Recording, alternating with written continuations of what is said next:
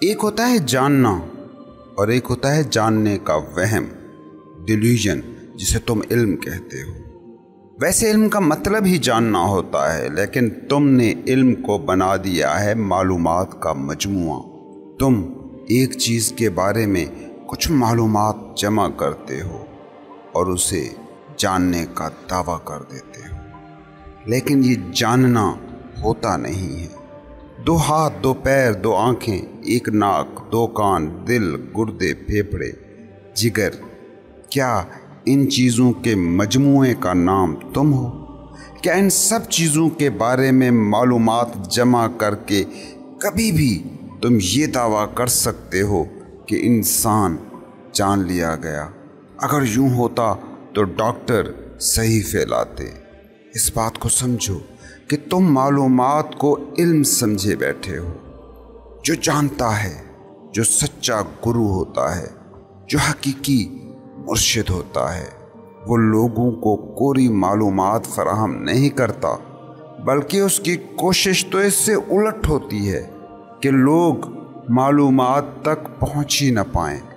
مطلب تمہاری دنیا میں جسے علم حاصل کرنا کہا جاتا ہے، اس علم کے حصول سے حقیقی مرشد تمہیں روکے گا۔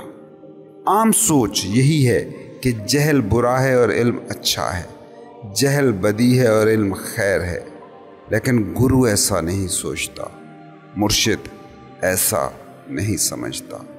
اس بات کو ذرا سمجھو کہ تمہاری دنیا کے جو ان پڑھ ہیں وہ بھٹکتے ہوں گے، یہ بات بجا، لیکن جتنے تمہارے وہ لوگ بھٹکے ہیں اور ان کی بھٹکن بہت گہری ہے جنہیں تم پڑھا لکھا کہتے ہو۔ میں یہ کیوں کہہ رہا ہوں اس کو پہلے سمجھو۔ پہلی بات تو یہ کہ اکیلا معلومات جمع کر لینا نہ جاننے سے بھی خطرناک ہوتا ہے، کیونکہ تم غور کرنا کہ جو ان پڑھ ہوتا ہے، جو بالکل ہی جاہل ہوتا ہے، اس میں معلومات کے اس فقدان کی وجہ سے ایک اپنی ہی قسم کی عاجزی پیدا ہو جاتی ہے، کیونکہ وہ سمجھتا ہے کہ اسے کچھ پتہ نہیں، تو انا کے غبارے کو وہ زیادہ نہیں پھلا پاتا۔ اور اس کائنات کی حقیقی بیماری اور حقیقی جہالت بس ایک ہے، انا۔ جس کو یہ گمان نہیں ہوتا کہ میں جانتا ہوں، اس کے پاس میں کو، انا کو، ایگو کو مضبوط کرنے کی سہولت بھی کم ہوتی ہے۔ اس بات کو سمجھو کہ دولت بھی انا کو اتنی طاقت نہیں دیتی، عہدہ بھی میں کے ضراب کو اتنا مستحکم نہیں کرتا جتنا علم کا، جاننے کا وہم انا کو طاقت دیتا ہے۔ یہ خیال کہ میں جانتا ہوں انا کو بڑی طاقت دیتا ہے۔ اس لیے تم غور کرنا کہ تمہارے شدید ترین انا زدہ لوگوں کی اکثریت وہ ہے جو کسی نہ کسی شکل میں جاننے کا دعویٰ رکھتی ہے۔ میں تم سے کہوں کہ دولت کو چھوڑ دینا آسان ہے، عہدے چھوڑ دینا آسان ہے، مگر نالج کو، اپنے جاننے کو چھوڑ دینا بہت مشکل ہے۔ ویسے بھی دیکھو نا غور سے، تم سب کو چھوڑ سکتے ہو، گھر بار، دوست یار، مگر جو تم جانتے ہو اس کو تم کیسے چھوڑو گے؟ اس کو تم نہیں چھوڑ سکتے، کیونکہ غور کرو کہ تمہارا جانا ہی اصل میں تم ہو گئے ہو۔ وہ علم تمہاری سانس ہے۔ سوچو نا، جو تم جانتے ہو اگر وہ تم سے ہٹا لیا جائے تو تم کیا بچ رہو گے؟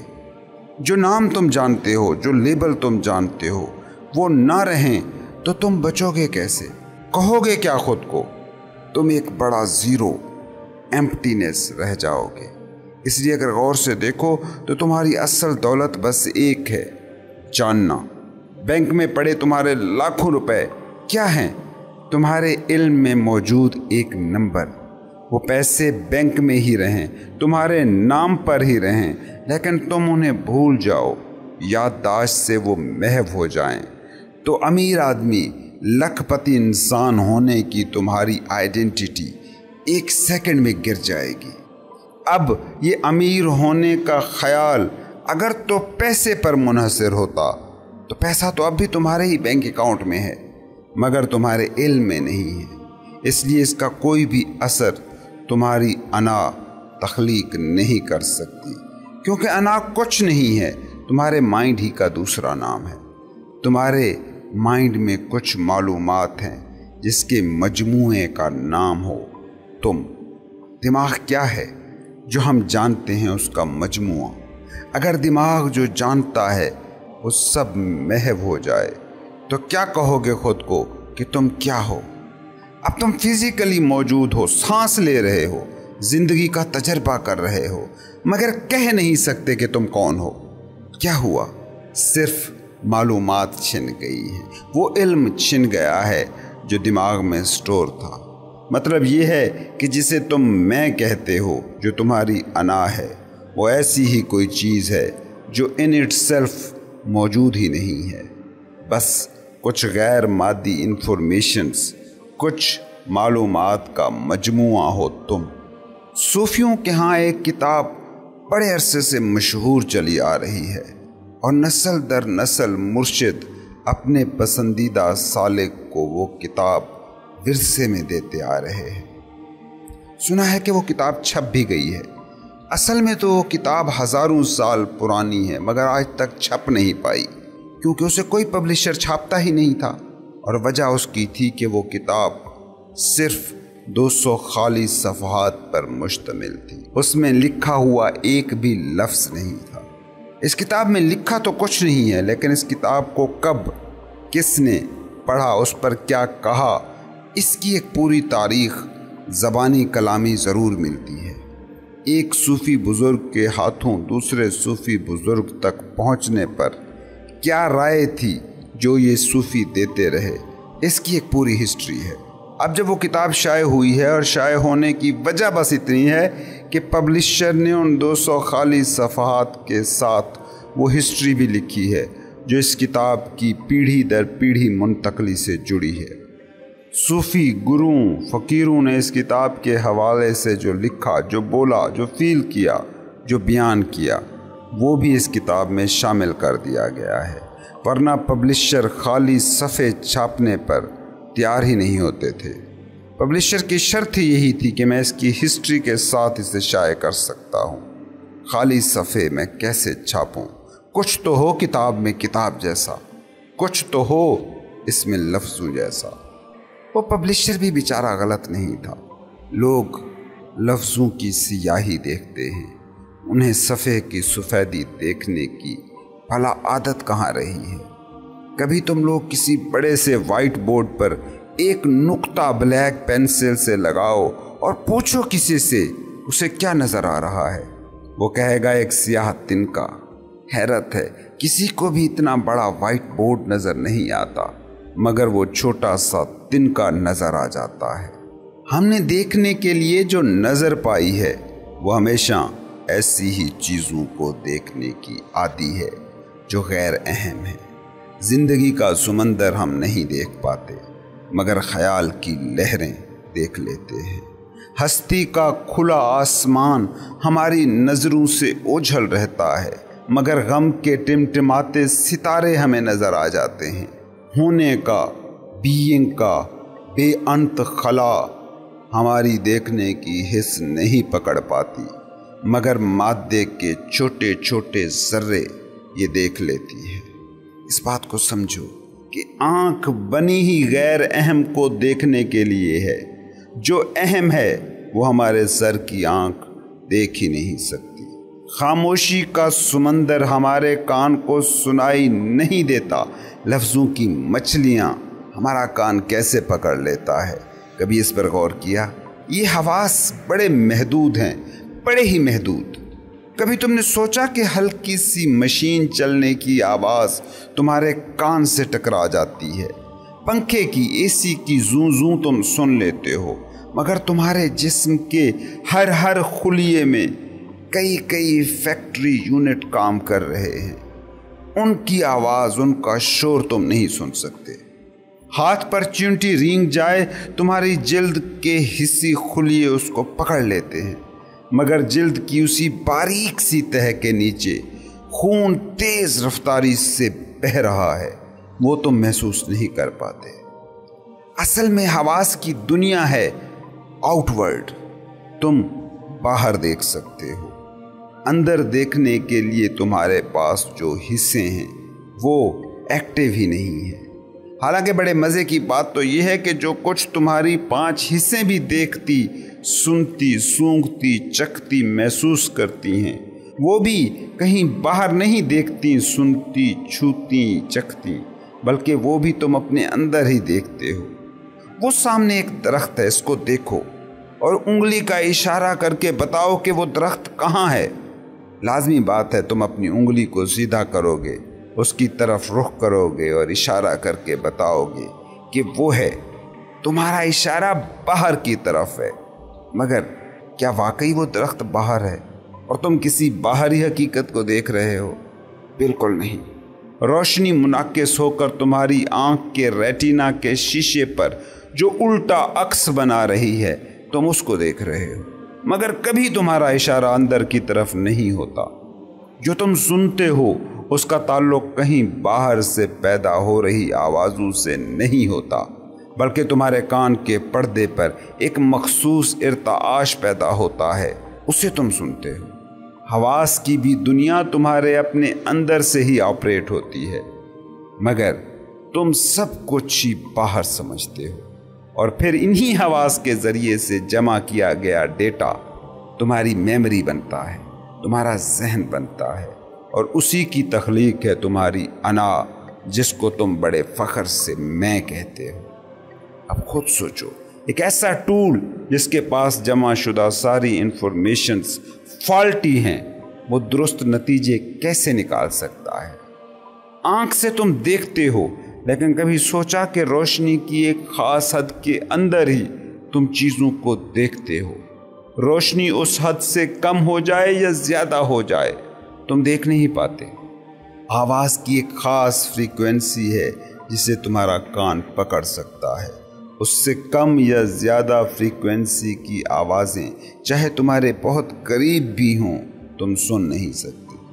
ये हिस्सी ज़रिए जिनसे दिमाग सारी इन्फॉर्मेशन जमा करता है, ये सारे फॉल्टी हैं। तुम्हारी आँख पर इलेक्ट्रॉन माइक्रोस्कोप की ताकत जितने शीशे चढ़ा दिए जाएं, तो तुम्हें कोई भी ठोस चीज़ नज़र नहीं आएगी। बस मॉलिक्यूल्स का एक बेहंगम डांस तुम देख रहे होगे।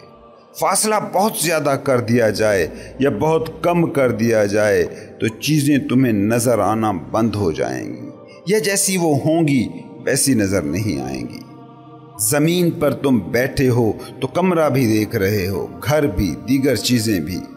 मरीख पर बैठकर देखो ज़रा ज़मीन को, एक बॉल से ज़्यादा ना नज़र आएगी तुम्हारी ये सारी दुनिया, जिसमें सैकड़ों मुल्क, लाखों शहर, करोड़ों महल्ले और अरबों लोग आबाद हैं। यही तुम्हारी हवास की दुनिया है।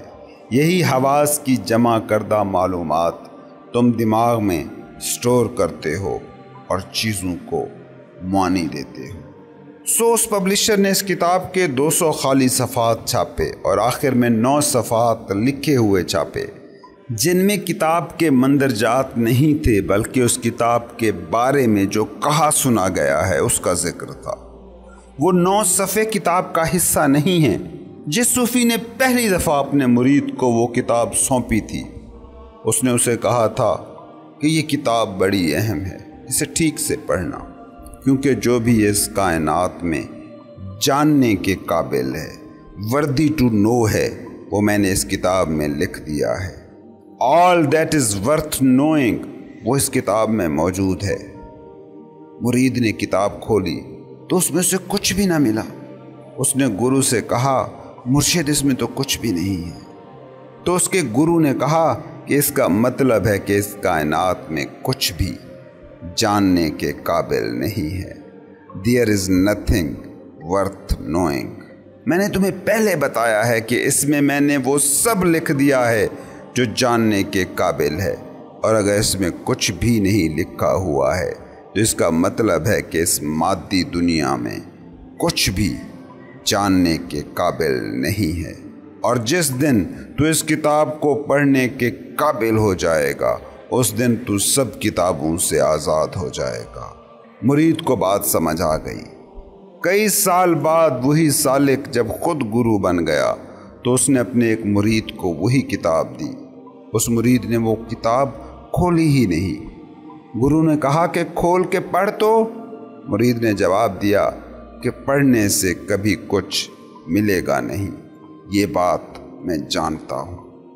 تم بھی کبھی سوچنا، کبھی پڑھنے سے کچھ نہیں ملا ہے، کبھی پڑھنے سے وہ نہیں جانا جا سکا ہے جو واقعی جاننے کے قابل ہے۔ ہاں، جو جاننے کے قابل ہی نہیں وہ جانا جا سکتا ہے، اور وہی کچھ تمہاری اس دنیا میں جانا جا رہا ہے۔ تم نے کہکشائیں کھوج لی، زندہ جانداروں کے سیلز کی چیر پھاڑ کر لی، تم نے سوئی سے کمپیوٹر اور بھالے سے ایٹم بم تک بنا لیے، مگر کبھی ایمانداری سے خود سے پوچھنا، کیا تم نے جان لیا ہے وہ کہ جو جان کر جاننے کی چاہ نہ رہے؟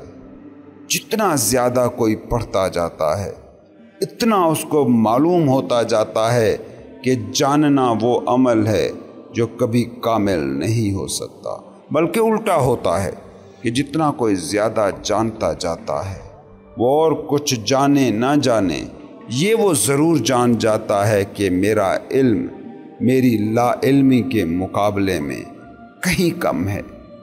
جس کا علم بڑھتا جاتا ہے اس کو یہ بھی پتہ چلتا جاتا ہے کہ جو میں نہیں جانتا وہ صحرا ہے، اور جو میں جانتا ہوں وہ اس کے مقابلے میں ذرہ بھی نہیں ہے۔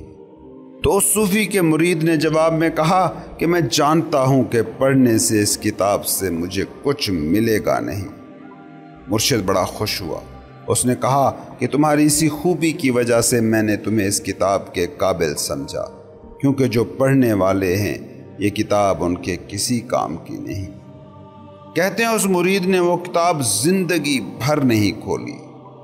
بڑی مشکل بات ہے، کوئی کتاب جو آپ کو پیر دے اور کہے کہ اس میں وہ سب کچھ ہے جو جاننے کے قابل ہے، وہ کتاب آپ کے پاس ہو اور آپ ساری زندگی اس کتاب کو نہ کھولو، بڑی مشکل بات ہے۔ وہ سالک جب خود گرو ہو کر مرنے کے قریب آیا تو اس نے اپنے پسندیدہ مرید کو وہ کتاب دیتے ہوئے کہا کہ یہ کتاب میں تمہیں دے رہا ہوں، اس میں وہ سب ہے جو جاننے کے قابل ہے۔ ہاں، یہ بات یاد رکھنا، میں نے اس کتاب کو کبھی پڑھا نہیں ہے، اور میرے گرو نے یہ کتاب مجھے اس لیے دی تھی کہ وہ جانتے تھے کہ پڑھنے سے میری کوئی دلچسپی نہیں ہے، بلکہ میری دلچسپی جاننے میں ہے۔ یاد رکھنا، بہت پڑھنے والے شخص کی ضروری نہیں کہ جاننے میں بھی دلچسپی ہو۔ خیر، اس نے مرتے ہوئے اپنے مرید سے کہا، میں تمہیں یہ کتاب سونپتا ہوں، اس امید پر کہ تو بھی جاننے کی کوشش میں لگے گا، پڑھنے کے چکر میں نہیں الجھا رہے گا۔ اس بات کو سمجھو کہ پڑھنے سے جو علم ملتا ہے وہ علم جیسا لگتا ہے، علم ہوتا نہیں ہے۔ جاننے سے جو علم ملتا ہے وہ حقیقی علم ہوتا ہے۔ پڑھنے سے جو علم تم لیتے ہو وہ علم کا سراب ہوتا ہے۔ بس تمہاری انا کو یہ دھوکہ ہو جاتا ہے کہ وہ جانتی ہے۔ سوچو، پڑھنے سے علم ملتا ہوتا تو معاشیات کے پروفیسر دنیا کے امیر ترین لوگ ہوتے، ڈاکٹر بیماریوں سے ماورا ہو جاتے، پولیٹیکل سائنٹسٹ ملکوں کے حکمران ہوتے، کمپیوٹر انجینئر مائکروسافٹ کمپنیوں کے مالک ہوتے۔ لیکن کبھی غور سے دیکھنا، تم معیشت کے کتنے پی ایچ ڈی 8ویں کلاس فیل لوگوں کی کمپنیوں میں کام کرتے پاؤ گے؟ کتنے پولیٹیکل سائنٹسٹ بمشکل پڑھ لکھ سکنے والے سیاسی پارٹی کے سربراہوں کی چاکری کرتے ملیں گے؟ پڑھنے سے جاننے کا کوئی بھی تعلق نہیں ہے، یہ سوڈو نالج ہے، علم کا دکھاوا۔ دکھائی دیتا ہے کہ یہ علم ہے، مگر وہ علم ہوتا نہیں ہے۔ کبھی غور کرنا تم ان لوگوں پر کہ جو واقعی جانتے ہیں، وہ لوگوں کو چیزوں کے جاننے سے روکتے ہیں۔ کیوں؟ خود وہ کچھ جانتے ہیں، دوسروں کو کیوں جاننے سے روک رہے ہیں؟ کیونکہ وہ جانتے ہیں کہ لوگ اپنے جہل کی وجہ سے نہیں بھٹکتے، جاننے کے زوم کی وجہ سے بھٹکتے ہیں۔ کبھی غور کرنا، انسانوں کی اکثریت بھٹکتی ہے اس وجہ سے نہیں کہ وہ جانتے نہیں، بلکہ اس وجہ سے کہ ان کے پاس معلومات، انفارمیشنز کے نام سے جاننے کا وہم ہوتا ہے۔ جاننا چاہتے ہو تو جہالت سے زیادہ علم کے نام پر جو معلومات تم نے جمع کر رکھنی ہیں ان سے خبردار رہنا۔ اس بات کو سمجھو کہ جسے جانکاری مل جاتی ہے، معلومات مل جاتی ہیں، وہ جاننے سے محروم رہ جاتا ہے، کیونکہ جانکاری ہمیشہ ادھار ہوتی ہے۔ کسی اور کے جانے کا نام ہی تو معلومات ہے۔ وہ کسی اور کا جانا کسی اور کا علم ہے، لیکن وہ تمہارا جانا کبھی نہیں ہو سکتا، وہ تمہارا علم کبھی نہیں ہو سکتا۔ نبی کہتا ہے کہ خدا ہے، صوفی کہتا ہے کہ خدا ہے، تم نے سنا، مانا اور کہنا شروع کر دیا کہ خدا ہے۔ اس بات کو سمجھو، یہ جانکاری ہے، یہ انفارمیشن ہے، تم نے جانا نہیں ہے۔ علم، حقیقی علم، سن کر رٹی گئی معلومات کا نام نہیں۔ علم تجربہ کی گئی حقیقت کا نام ہے۔ خدا ان نبیوں، صوفیوں، ولیوں کی زندہ حقیقت تھا، کیونکہ وہ جان کر جان رہے تھے، اور تمہارے لیے یہ فقط ایک تصور ہے جو تم ویسے ہی یاد کیے ساتھ چل رہے ہو جیسے ہزاروں اور تصور تم نے بچپن میں سیکھ لیے تھے۔ تم خدا کو مان رہے ہو، جانتے نہیں ہو۔ اس کائنات میں سب کچھ ادھار مل سکتا ہے، مگر جو علم ہے، جو حقیقی علم ہے، وہ کبھی ادھار نہیں ہو سکتا۔ اس دنیا میں سبھی چیزیں تم دوسروں سے پا سکتے ہو، ایک چیز نہیں پا سکتے، وہ علم ہے، حقیقی علم۔ علم اور معلومات کا فرق بس اتنا ہے کہ جاننا خود میں ڈوب کر ہوتا ہے اور معلومات ملتی ہیں کسی اور سے۔ یاد رکھو، جو حواس کے ذریعے سے آئے وہ معلومات ہیں، جو حواس سے ماورا تم جانتے ہو وہ تمہارا علم ہے۔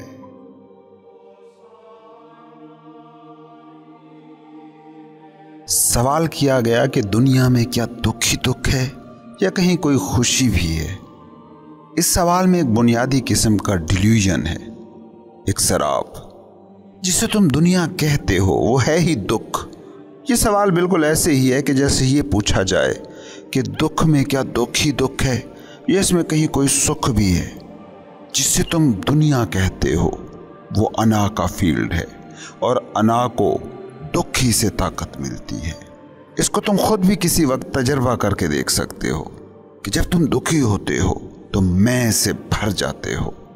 کوئی ہنستا ہوا نظر آئے تو یوں لگتا ہے جیسے تم پر ہنس رہا ہے، کوئی فکرہ کہہ دے تو یوں لگتا ہے کہ جیسے وہ تم کو سنا رہا ہے، کوئی منہ موڑ کے چلا جائے تو لگتا ہے کہ اس نے تم سے اظہار نفرت کیا ہے، کوئی آ کے تمہارے پاس بیٹھ جائے تو یوں لگتا ہے کہ جیسے تمہارے دکھ کو انجوائے کر رہا ہے۔ جب انسان دکھی ہوتا ہے تو ارد گرد ہو رہا ایکٹ اس کی میں کو اور مضبوط کر رہا ہوتا ہے۔ دکھ میں تم سکڑ کر اپنے کمرے تک محدود ہو جانا چاہتے ہو، ہر ایک سے کٹ کر چھپ کر بیٹھ جانا چاہتے ہو۔ پوری دنیا اس وقت میں ہی میں ہو جاتی ہے۔ اس کے برعکس جب تم خوش ہوتے ہو تو تم پھیل جاتے ہو، دوستوں کے پاس جاتے ہو، پارٹیاں کرتے ہو، کسی کا ہنسنا طنز نہیں لگتا، کسی کا اٹھ کر چلے جانا متاثر نہیں کرتا، کسی کا پاس آ بیٹھنا اچھا لگتا ہے۔ میں بہت ہی مدھم ہو جاتی ہے۔ یہ تو دنیا کی چھوٹی موٹی خوشی کا حال ہے، لیکن فرض کریں کہ انا اگر مکمل طور پر مٹ جائے تو پھر خوشی کا کیا حال ہوگا؟ یہ جو تمہاری دنیا ہے اس کا نام ہی دکھ ہے، کیونکہ یہ تمہاری انا کی تراشی دنیا ہے۔ دنیا کی نیچر پر غور کرو، یہ تمہیں سکھ کے خواب بہت دیتی ہے، مگر سکھ نام کی کوئی چیز تمہیں نہیں دیتی۔ ایک امید ٹوٹ جائے تو 10 امیدیں یہ دنیا دے دے گی، مگر وہ امیدیں پوری ہوں یہ ضروری نہیں۔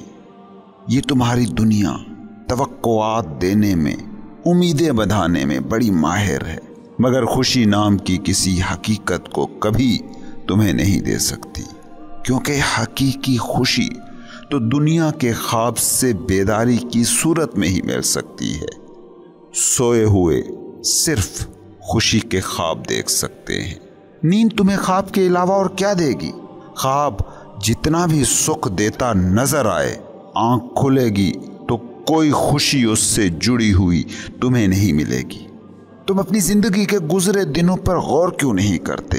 بچپن میں کچھ خواب دیکھے تھے کہ یہ مل جائے تو خوشی مل جائے گی، مگر جب وہ ساری چیزیں مل گئیں تو پتہ چلا کہ نہیں، اب خوشی کنہیں اور چیزوں میں نظر آ رہی ہے۔ بے روزگاری میں نوکری کا خواب خوشی دیتا ہے، اور جب نوکری ہو جاتی ہے تو سارے دکھ اسی نوکری سے مل رہے ہوتے ہیں۔ اکیلے پن میں شادی کا خواب سکھ سپنا دکھائی دیتا ہے، مگر شادی ہو جائے تو اس کے بعد اکثر دکھ اسی شادی سے نکل رہے ہوتے ہیں۔ دنیا خواب ہے، خواب کے دکھ ہوں یا سکھ ہوں ایسے ہی عارضی ہوتے ہیں۔ تم کبھی غور بھی کرتے ہو کہ بچپن سے قبر تک توقعات کی نازک رسیاں تھامے چلتے ہو؟ یہ مل جائے تو سب مل جائے گا، یہ ہو جائے تو خواب سچ ہو جائے گا، یہ کر لیا تو میں کامیاب ہو جاؤں گا۔ مگر سب ملنے کے بعد، سب ہونے کے بعد، سب کرنے کے بعد ملتا کیا ہے؟ ایک نیا سراب، ایک نئی امید، ایک نئی توقع۔ بچے کو بڑے ہونے میں سکھ نظر آتا تھا، اور بڑوں کو بچے ہونے کے سکھ یاد آتے رہتے ہیں۔ اسی طرح سے دنیا کا یہ سارا کھیل چلتا رہتا ہے۔ مزید کی چاہت میں تم بڑھتے رہتے ہو، اور آخر میں سامنے پاتے ہو قبر کو۔ قرآن کہتا ہے الہاکم التکاثر حتی زرتم المقابر۔ تم مزید کی چاہ میں بڑھتے رہتے ہو حتیٰ کہ قبر آ جاتی ہے۔ دنیا کا مطلب ہی ہے کہ تمہیں تم سے باہر کچھ مل سکتا ہے۔ تم باہر سے خود کو جتنا بھی بھرنے کی کوشش کرو، یاد رکھنا تم بھر کبھی نہ سکو گے۔ دنیا تمہیں امیدوں کے سہارے دوڑا تو سکتی ہے، مگر ایسی کوئی چیز کبھی دے نہیں سکتی کہ جسے تم منزل کہہ پاؤ۔ تم نے کبھی نوٹ کیا کہ موت کے وقت تک تمہاری امیدیں تمہیں چھوڑ کر نہیں جاتی، خواہشیں تمہیں دوڑنے پر مجبور رکھتی ہیں۔ سکھ تم سے باہر کہیں ہے، اس سراب کا نام ہے یہ دنیا، اور تم پوچھتے ہو کہ اس دنیا میں کیا دکھ ہی دکھ ہے، کہیں کیا کوئی بھی سکھ نہیں؟ تم سے باہر موجود جو بھی کچھ ہے، اس سے خود کو بھرتے رہنے کی خواہش کا نام دکھ ہے۔ سوچو نا، دولت کی چاہت میں پاگلوں کی طرح دوڑ رہے آدمی کو کتنی دولت مل جائے تو وہ کہے گا کہ یہ کافی ہے۔ شہرت کی چاہت کے پیچھے بھاگ رہے شخص کو کتنے لوگ جان لیں تو وہ جانے گا کہ خواہش پوری ہو گئی۔ مرتبوں اور عہدوں کے دیوانے کو کون سا عہدہ مل جائے تو وہ کہے گا کہ ہاں میں پہنچ گیا جہاں پہنچنا تھا۔ یہ دنیا دکھ ہے، مگر اس کا دکھ بڑا فریبی ہے۔ یہ خود کو دکھاتا ایسے ہے جیسے یہ سکھ ہو، مگر آخر میں یہ ثابت دکھ ہی ہوتا ہے۔ دنیا کا سکھ دریا کی لہروں جیسا ہے، تمہیں لہریں نظر آتی ہیں اور ان لہروں کو تم سکھ سمجھ کر دریا میں اتر جاتے ہو، مگر دریا میں اترتے ہی اندازہ ہوتا ہے کہ لہریں تو بس نظر آ رہی چیز تھی، نیچے تو موت ہے، نیچے تو بے انت پانیوں کے سلسلے ہیں۔ سکھ اس حقیقت کو پا لینے کا نام ہے کہ سکھ کہیں اور نہیں ہے، یہی ہے، اور یہی تمہارا ہو جانا تمہیں ایک پل میں خوشی دے دے گا۔ یہ پل کبھی بھی تمہاری دنیا کا حصہ نہیں ہوتا۔ تمہاری دنیا نام ہے تمہارے گزرے پل کی یادوں کا، تمہاری دنیا نام ہے تمہارے مستقبل کے منصوبوں کا۔ یہ پل کبھی بھی دنیا کا حصہ نہیں ہوتا۔ ہاں، یہ پل گزرے گا، تمہارے دماغ کے خانوں میں بیٹھے گا تو پھر یہ تمہاری دنیا کا حصہ ہوگا، مگر جو بیت رہا ہوتا ہے، جس پل سے تم اس پل گزر رہے ہو، وہ پل تمہاری اس دنیا کا حصہ ہے ہی نہیں۔ سکھ کہیں ملے گا، اس بھرم کا نام ہے دنیا۔ سکھ یہی تمہیں دستیاب ہے، اس کا نام ہے تمہاری ہستی۔ سکھ کسی سے ملے گا، اس کا نام ہے دنیا۔ سکھ تم خود اپنے اندر پا سکتے ہو، اس کا نام ہے تمہاری بینگ۔ غور سے دیکھو، تم اپنی دنیا کے سارے دکھوں کو، کسی سے بندھی توقعات کا پورا نہ ہونا دکھ ہے۔ کسی سے کچھ چاہا تھا، وہ نہیں ملا، یہی تو دکھ ہے۔ نوکری سے خوشحالی چاہی تھی، وہ خواہش پوری نہیں ہوئی، یہی تمہارا دکھ ہے۔ محبوب سے سکھ کا سپنا تھا، پورا نہیں ہوا۔ محبوب سے راحت کی خواہش تھی، پوری نہیں ہوئی، یہی تو دکھ ہے۔ توقعات اور توقعات، امیدیں اور امیدیں، جسے تم دنیا کہتے ہو، وہ اسی توقع کا جنگل ہے۔ لیکن اس جنگل میں تمہیں توقعات تو ملیں گی اور خواب ملیں گے، امیدیں بندھیں گی اور خوب بندھیں گی، لیکن توقع اور امیدیں اس دنیا میں کبھی پوری ہوئی ہیں نہ ہوں گی۔ اور اس دنیا کے جنہیں تم سکھ بھی کہتے ہو، ان کو بھی غور سے دیکھنا، وہ بھی کتنی جلدی دکھ بن جاتے ہیں۔ بے روزگار کی امید روزگار سے بندھی تھی کہ روزگار مل جائے گا تو خوشی مل جائے گی، مگر جب روزگار مل گیا تو پوچھو اس سے، کیا خوشی بھی مل گئی؟ کنوارے کا سکھ شادی میں تھا، شادی ہو گئی، اب اس سے پوچھو کہ کیا سکھ کی توقع پوری ہو گئی یا کچھ اور چیزوں سے سکھ کی امید لگا کے بیٹھا ہے۔ غریب کو دولت سے سکھ کی امید تھی، دولت مل گئی، اب اس سے پوچھو کہ دکھ مٹے یا کم ہوئے ہیں یا اور بھی بڑھ گئے ہیں۔ باہر کا نام دنیا ہے، اور باہر سے تمہاری جڑی کسی بھی خواہش، کسی بھی توقع کا آخری نتیجہ ہے ٹوٹ جانا۔ سکھ تم میں ہے، اس کو جس نے پا لیا وہ پھر کہیں نہیں دیکھتا، یہی دیکھتا ہے، پھر وہ کسی کو نہیں دیکھتا، خود کو دیکھتا ہے۔ اس کو جس نے پا لیا پھر وہ کسی کو نہیں دیکھتا، بس خود کو دیکھتا ہے۔ حل میں مزید دنیا کی نیچر ہے، اور کتنا مزید، حتیٰ کہ تم قبروں تک پہنچ گئے۔